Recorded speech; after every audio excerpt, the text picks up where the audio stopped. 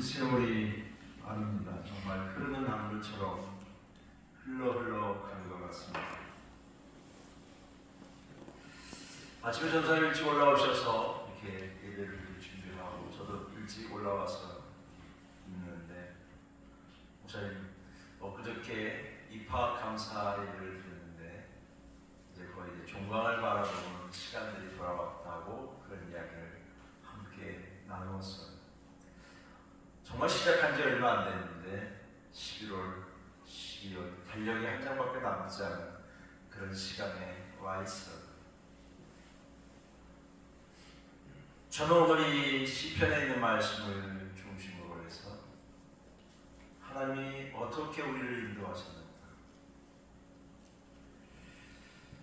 사실은 제목을 감사하며 살아가는 인생 이렇게 보다는 처음에는 기적을 만드는 감사 이렇게 정했어요.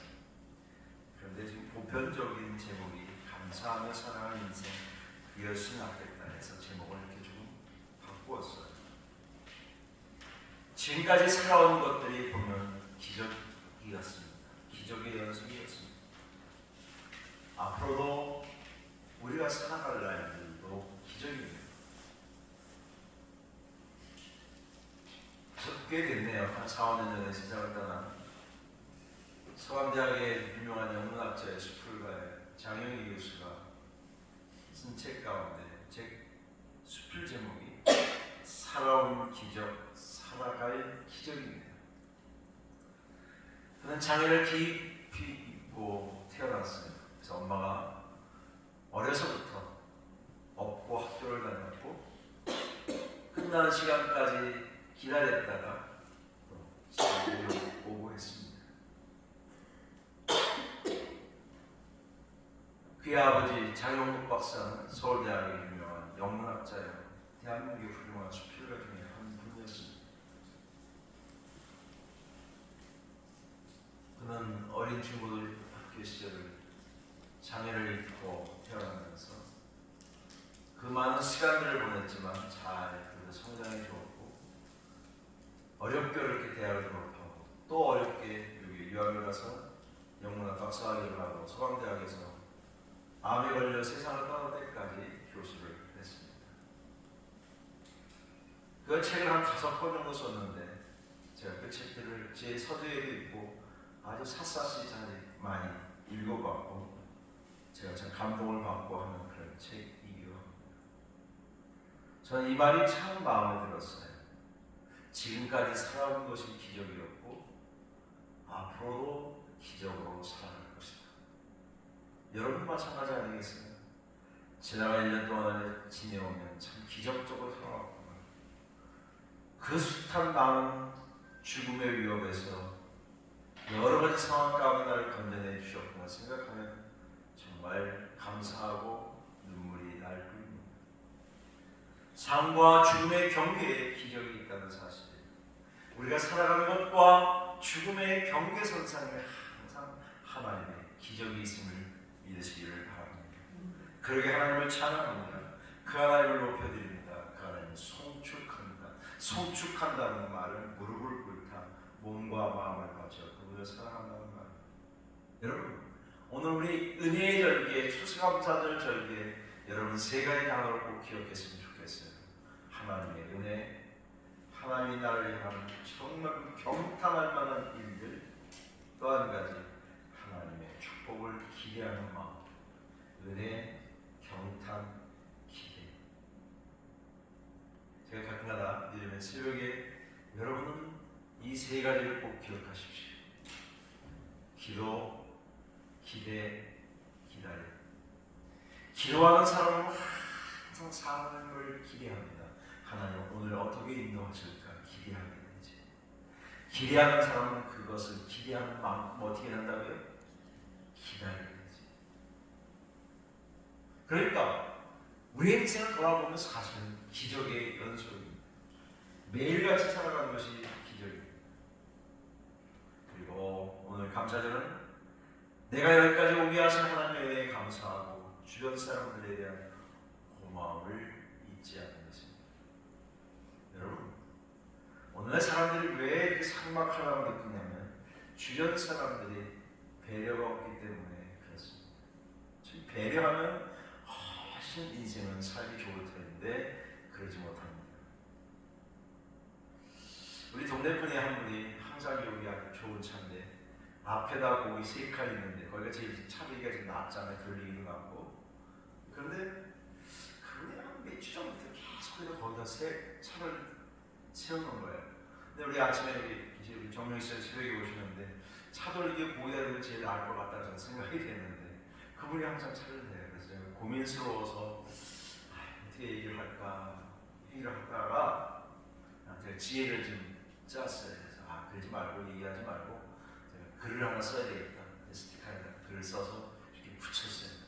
죄송하지만 저 밑에다 대시면 좀 어떻게 했냐고 거기에 여유가 있으니까 여기 새벽에 이제 차를 돌리는 분들이 계시니까 이용하니까 그러고 한 다음에 내 마음으로 목사 되게 빡빡하다. 그 주차 좀 한다고 그러냐 별별 생각이 내 순간 또 그렇게 붙여놓고 마음이 또 편치가 않은 거예요. 그래서 전화를 드릴까 이럴까 저럴까.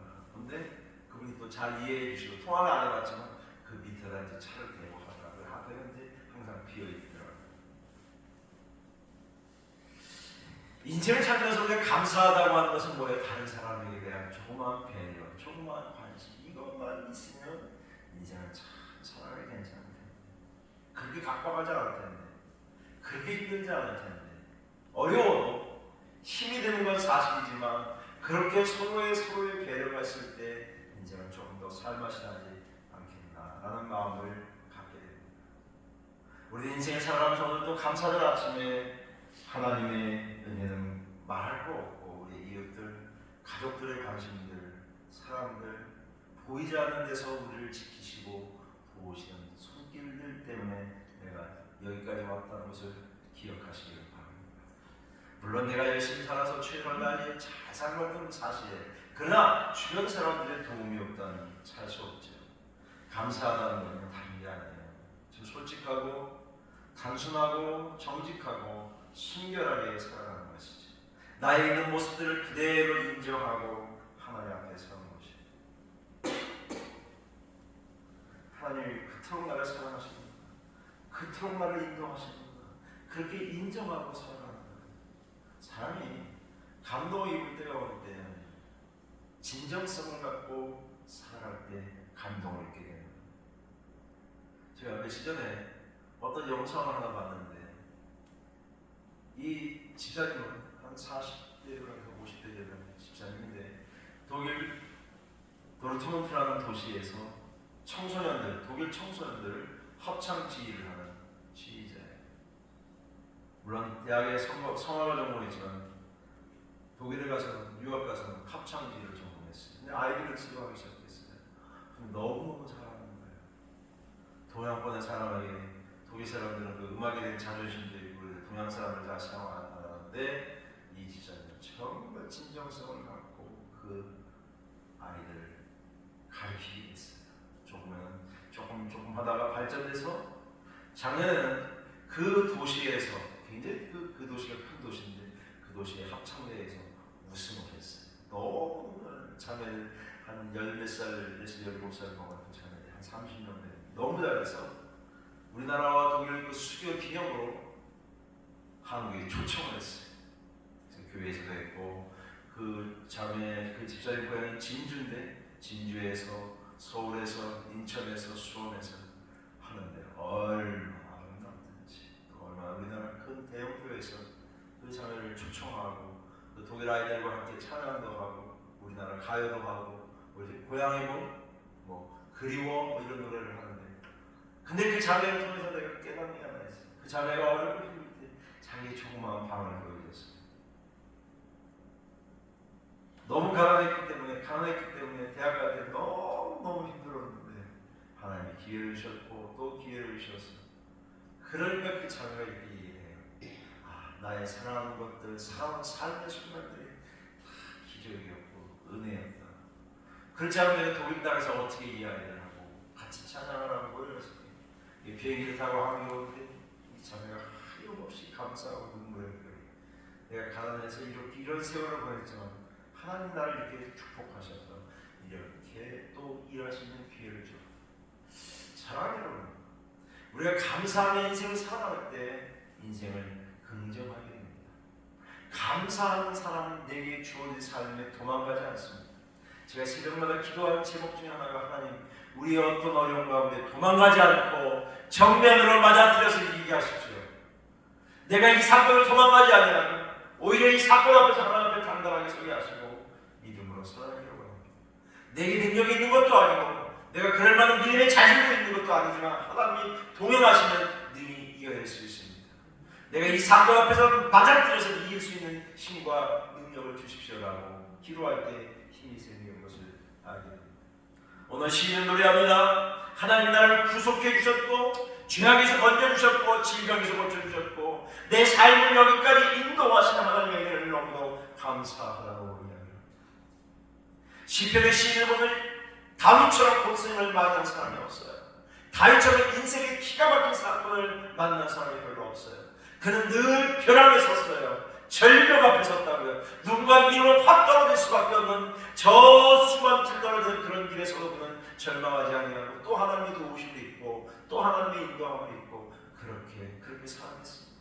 사랑하는 여러분, 사랑하는 능성하는 여러분, 저와 여러분의 삶이 때로 너무 힘들고 고난하고 피하고 싶고 도망가고 싶고 여기에서 내가 모면하고 싶을 때 그 사건 앞에서 믿음으로 서서 당당하게 서시기를 주의 이름으로 축원합니다.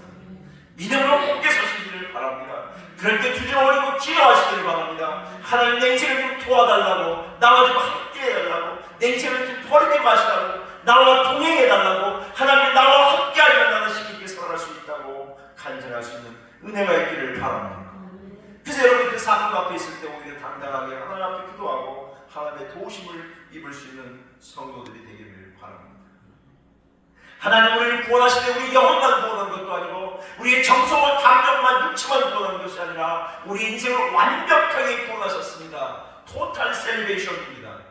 어떤 한 부분만 아니라 전체를 구원하셨습니다. 내 영혼과 내 감정과 내 정서와 내 육체와 내 삶에 있어야 할 부분과 내가 하루하루 살아가는 삶의 순간순간들 시공간을 초월해서 하나님 나와 함께 하시고 인도하시는 그 산과 은혜를 경험할 수 있기를 바랍니다. 여호와의 인자하심과 긍휼이 무궁하심과 우리가 진멸되지 아니하리라.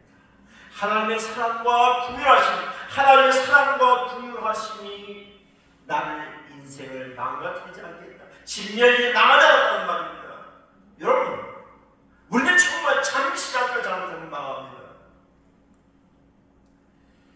미국의 교포들이 가끔 잘 살다가 노숙자가 되는 경우들이 있습니다. 뭐 노숙자가 되려고 해서 금방 노숙자가 되는 게 아니라 돈 잘 벌다가 괜찮다가 직장이 끊어지고요, 월세 못 내고요, 차값 할부 못 내고요, 가스값 못 내고 뭐 못 내고 뭐 갈 데가 없어요. 그래서 노숙자가 되는 거예요. 아니 곧잘 잘 나가다가 할부값 못 내고 그럼 차 쓸 수 없고 집값 월세 못 내고 그러니까 뭐 어디 가서 살 데가 없는 거예요. 너무 기가 막히죠. 그런 상황들이 우리 앞에 얼마나 놓여 있습니다. 사랑하는 여러분, 하나님 앞에 우리는 늘 감사하며 오늘 내게 주어진 순간순간들을 살아갈 수 있는 은혜가 있기를 주의 이름으로 축복합니다. 여호와의 자비와 긍휼이 무궁하심으로 우리가 진멸되지 아니하노라. 그것이 아침마다 새로우니 주의 성실이 크도소이다. 저는 이 말씀 너무 좋아요. 여호와의 자비가 무궁하심으로 우리가 진멸되지 아니하노라. 이것이 아침마다 매일같이 새로우니 주의 성실.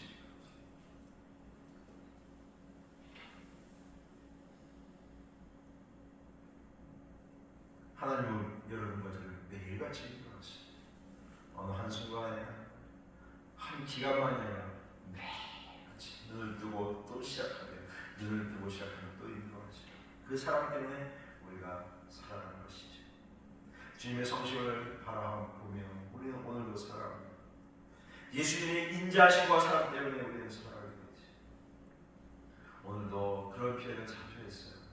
오늘 이 시편 100편에도 여호와의 선하심과 인자하심, 여호와의 선하심과 인자하심이라는 표현을 4번씩이나 했어요.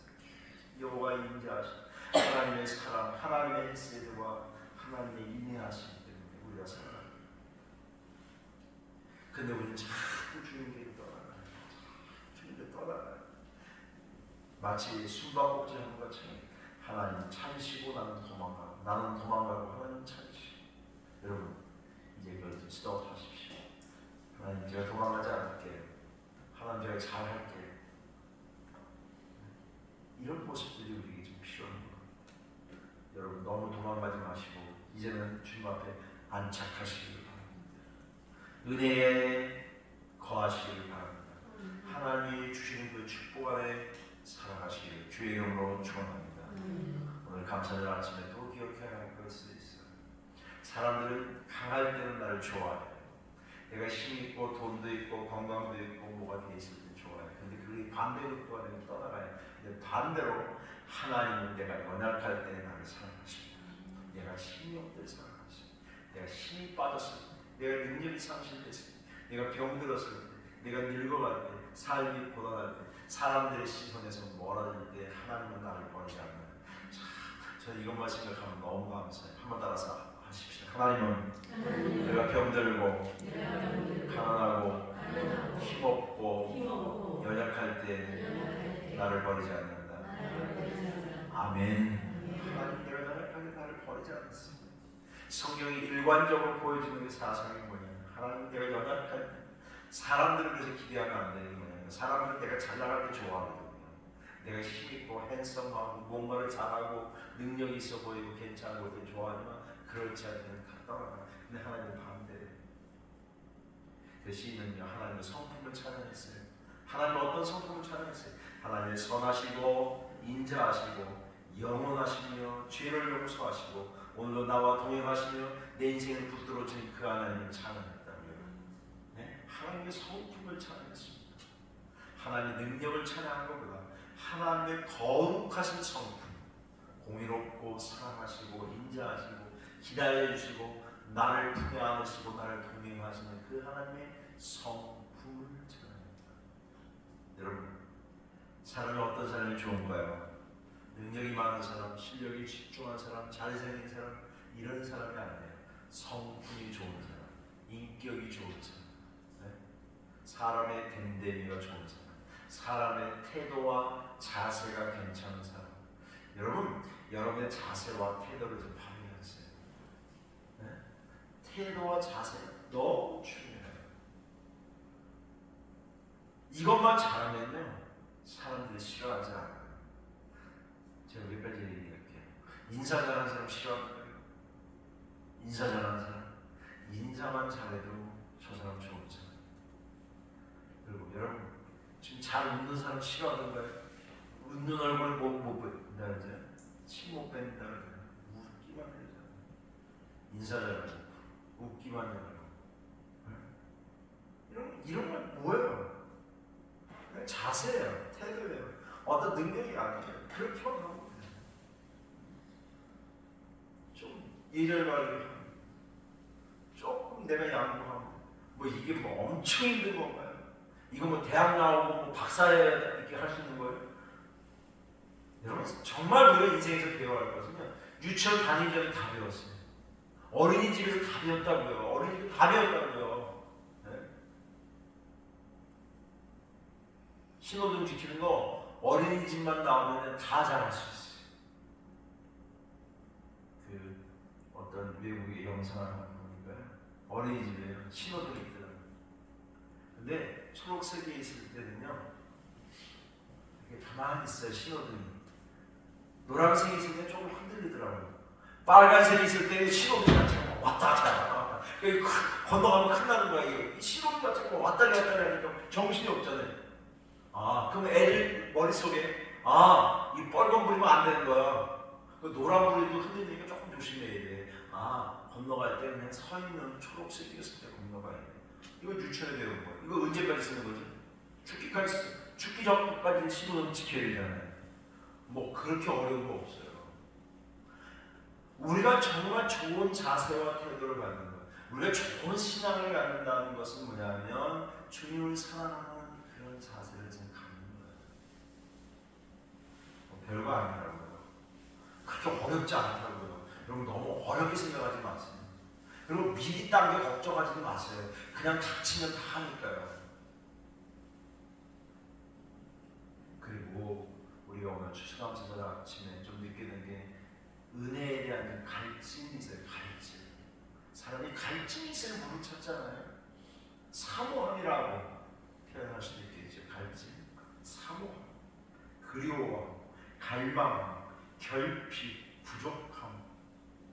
하나님 우리 인생이 결핍할 때 나를 그냥 버리지 않는다고요. 그냥 사랑하신다고요. 얼마나 사랑하신다. 얼마나 도와주신다. 결핍이 얼마나 필요한지. 사람들은 결핍을 싫어하지만 하나님은 내 결핍을 통해서 하나님을 알게 하시고 하나님을 가까이 하시고 하나님이 도와주시고 하나님이 동행하시고 하나님이 인도하시고 하나님이 축복하시고 결핍이 결국은 창의적이 되고 개혁적이 되고 변화를 가져오고 새로움을 갖게 되고 도전하게 되고 그것에 대해 몸부림하게 되고 변화를 일으키는 총무의 역할이 뭐라고요? 결핍이라는 영적 결핍을 좀 느껴야 돼요. 그래야 내가 기도하게 되고 말씀을 묵상하게 되고 다른 영혼들을 사랑하게 되고 좀 진정성을 갖게 대하고 조그만 일에 대충하지 않고 정말 최선을 다하게 하고 그런 삶으로 바뀌어져요. 그러면 나는 어떻게 자연스럽게 성장해야 하는 거예요. 내가 성장해야지 성장을 그렇게 얘기 안 해도 그러한 삶을 살아내는 사람은 자연스럽게 성장합니다. 사랑하는 여러분의 영적 갈증이 하나님을 사모하는 갈증. 그래서 이 말씀의 대표적인 말씀, 여러분 이 말씀을 꼭 한번 메모해 놓으셨다가 집에 찾아보시기 바랍니다. 히브리서 4장 15절 16절입니다. 히브리서 4장 15절 16절. 제가 16절을 읽겠습니다. 그러므로 우리는 긍휼하심을 받고 때를 따라 돕는 은혜를 얻기 위하여 은혜의 보좌 앞에 담대히 나아갈 것입니다. 그러므로 우리는 긍휼하심을 받고 때를 따라 돕는 은혜를 얻기 위하여 은혜의 보좌 앞에 담대히 나오시기를 바랍니다. 은혜의 보좌 앞에 나오는 게 뭡니까? 예배자로서의 삶을 살아가는 거예요. 예배를 드림을 통해서 우리의 연약함을 알게 되죠. 우리의 허물을 알게 되죠. 우리의 연약한 체질을 알게 되죠. 하나님 은혜의 보좌 앞에 나올 때 담대함과 용기를 주십니다. 능력과 힘을 주십니다. 나라와 인생을 살아갈 수 있는 지혜를 주십니다. 하나님 내 인생의 은혜를 이끌어 가십니다. 오늘 말씀의 결론을 짓겠습니다. 은혜는 어떤 것보다 뛰어납니다. 여러분의 인생을 하나님의 은혜로 이끌어 가십니다. 제가 어느 날 어떤 책을 보는데 이 문장이 있더라고요. 은혜는 모든 것을 이기게 합니다. 너무 멋있는 거예요. 너무 좋은 거예요. 은혜가 여러분을 이기게 하십니다. 한번 따라서 합시다. 은혜가. 다시 한번 은혜가 모든 것을 이기게 하십니다. 여러분의 테이블 위에 책상 위에 아니면 뭐 자동차에 어디 이거 한 이 문장처럼 봤어요. 은혜가 나를 이기게 한다고. 은혜가 나를 이기게 한다고. 근데 자꾸 우리는 유혹을 받는 게 뭐냐면 상황이 좋아지면 상황이 나아지면 이것에 너무 몰입하고 있다고. 상황이 좋으면 그게 뭔 상황? 돈이 좀 많아지면 건강이 좋아지면 뭐가 좋아지면 뭐 계속 하니까 이렇게 생각을 하니까 좋아질 때가 별로 없는 거야. 돈이 지금 내 10,000원인데 금방 100,000원이 안 생기잖아. 나 1,000,000원인데 금방 1억이 안 생기잖아. 계속 결핍 부족 그거 따지니까 재미가 없는 거야. 마음에 흡족함이 없는 거야. 남편이 못하다가 몇 개 잘하는 거 너무 감사한데 저 정도야? 누구? 이러니까 감사도 없고 그렇게 표시도 안 나오고. 반대편은 뭐예요? 하나하나 똑같아. 우리 안에 똑같아. 내가 이렇게 노력했는데 그걸 반응이 없고. 반대편도 마찬가지고 애들도 마찬가지고. 사랑하는 여러분, 은혜가 모든 것을 이기게 하시는 줄 믿습니다. 여러분의 실수, 여러분의 허물, 여러분의 연약함을 다 덮어주는 게 뭐예요? 은혜. 하나님 여러분의 연약함을 기억지도 않으시고 여러분의 아픔과 상처를 싸매주시고 인도하시는 하나님이십니다.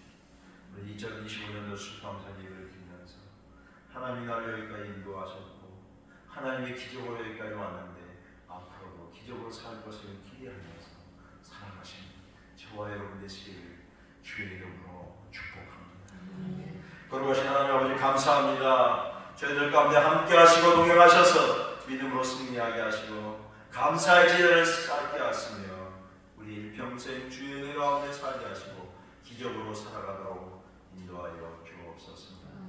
예수님의 이름으로 기도하옵나이다.